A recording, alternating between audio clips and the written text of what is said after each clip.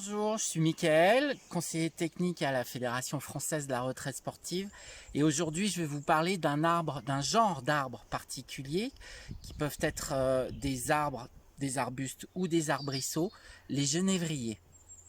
Je ne vais vous en montrer que 3 de genévriers, mais il en existe bien plus de ces conifères primitifs. On commence par le genévrier commun, qui est parfois un petit arbre de 6 à 12 mètres, le plus souvent un arbuste de 1 à 6 mètres, voire un arbrisseau buissonnant qui devient prostré en altitude ou dans des endroits très ventés. Avec ses pores multiples, dressés ou prostrés, étalés ou ramassés, on dit que c'est une espèce polymorphe. On le retrouve partout, le genévrier commun. Il est indifférent à la nature du sol, très résistant au froid. Il exige beaucoup de lumière et il tolère guère le voisinage. C'est un pionnier des friches, un envahisseur des clairières, de l'Himalaya à la Californie, de l'Afrique du Nord au cercle polaire. Il est le conifère le plus répandu sur notre planète. Son origine, entre moins 129 millions d'années et moins 90 millions d'années. Voilà. On le reconnaît à ses feuilles, qui sont des aiguilles, comme tous les conifères. C'est des feuilles, donc des aiguilles allongées et piquantes, qui présentent à la face supérieure une seule bande blanche.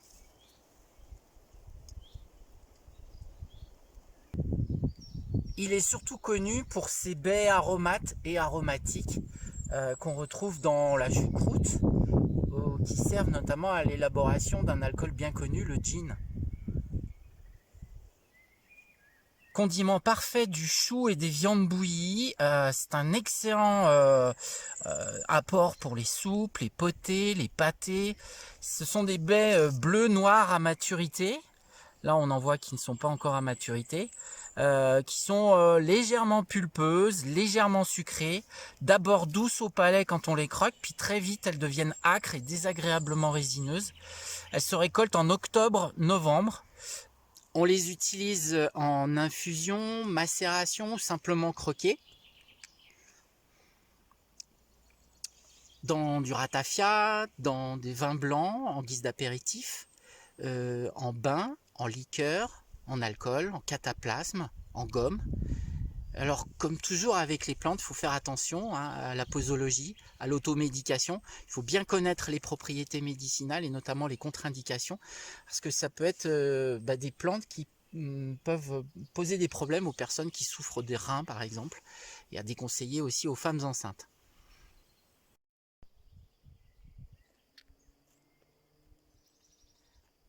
On poursuit avec le genévrier oxycèdre, ou genévrier cade, C-A-D-E.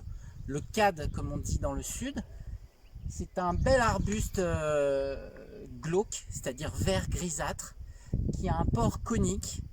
Les individus plus âgés ont tendance à s'arrondir. Disséminé dans la chênaie verte et pubescente la plus chaude sur tous les sols, sur tout le pourtour méditerranéen.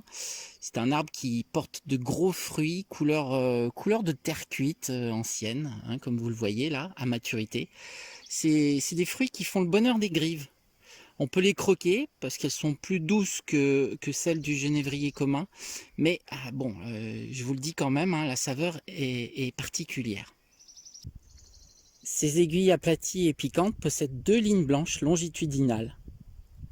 Son bois est très aromatique, il est aussi de couleur fauve ou brunâtre, il est très beau, mais c'est surtout la poudre comme encens ou l'huile de cade qui sont connues, notamment pour lutter contre les maladies de peau. D'ailleurs cette huile on la produit quasiment plus en France. Et enfin, le dernier genévrier pour cette présentation, il s'agit du genévrier de Phénicie. Donc ça vient du rouge phénicien, parce que comme vous le voyez, les baies, elles ont un rouge éclatant. Alors là, il y a des baies qui ne sont pas encore à maturité, qui sont bien vertes, mais il en reste de l'an passé avec encore cette couleur un peu rouge. C'est un des arbustes les plus élégants et typiques de la flore méditerranéenne. Il est plus touffu que le genévrier oxycèdre ou le cade. Il porte d'innombrables ramules couvertes de feuilles minuscules, étroitement imbriquées sur 6 rangs. Ça ressemble en fait à des écailles. C'est une espèce xérophile qui aime beaucoup les terrains secs.